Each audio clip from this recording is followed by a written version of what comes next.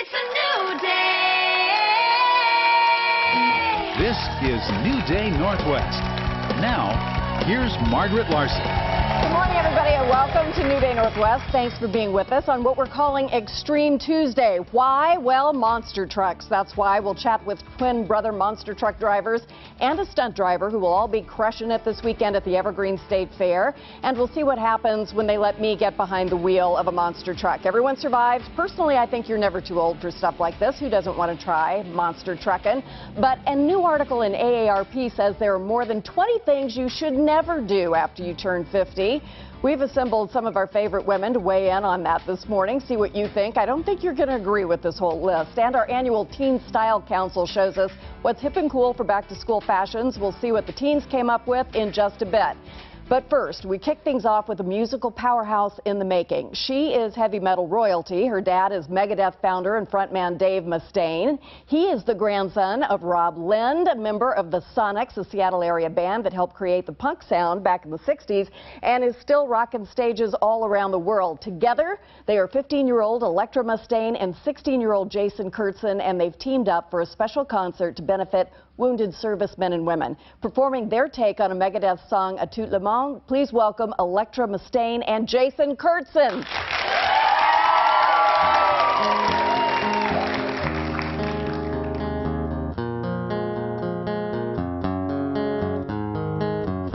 Don't remember where I was.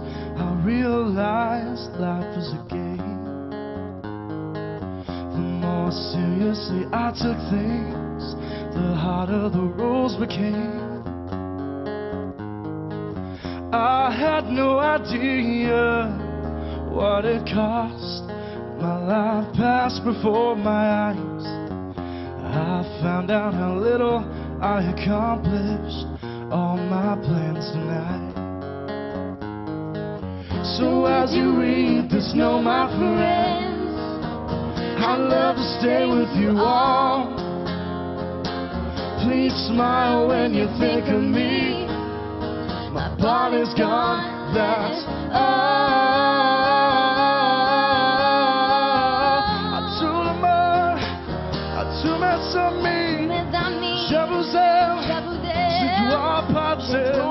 These are the last words I'll ever speak that set me free.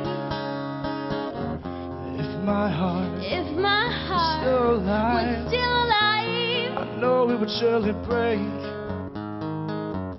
and my memories left with you. And my memories left with you. There's nothing more to say. Moving on, the simple thing. What it leaves behind is hard. You know the sleeping feel no more pain. In the living are scars.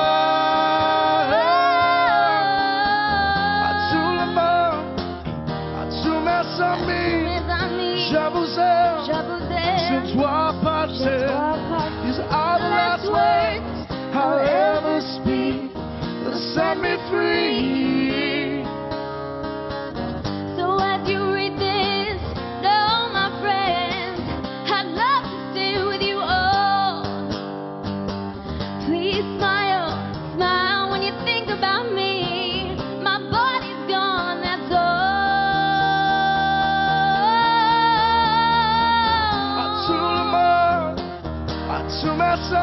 Tous mes amis, je vous aime, c'est toi partir. These are the last words I'll ever speak that set me free. À tout le monde, je vous aime, c'est toi partir. These are the last words I'll ever speak that set me free.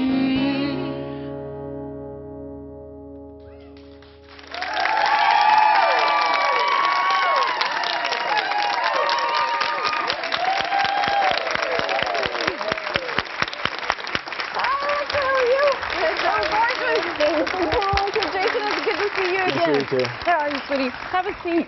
Oh my gosh, you guys are so talented at such a young age. Thank you. you have so much to look forward to. I sound like I'm 100 years old. So how did you guys meet each other? I know that Dave, Electra's dad, has been mentoring you a bit. So is that how you guys met?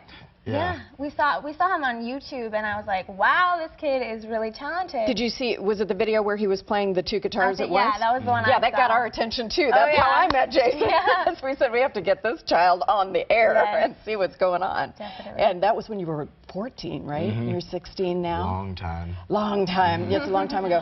So tell me a little bit about you grown up in this family with your dad, obviously, is a huge star, all this touring, all this traveling. What happens in the family? What happens with school?